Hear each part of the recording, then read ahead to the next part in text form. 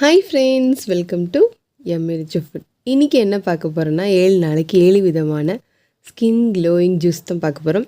அதுக்கான first day juice என்னென்னா ABC juice. So ABC ஜூஸே 2 விதமாக பண்ணலாம். இன்றைக்கி நான் ஏபிசியில் எடுத்துக்க போகிறது ஆப்பிள், பீட்ரூட், கேரட். இது எல்லாமே சம அளவு எடுத்துக்குவோம்.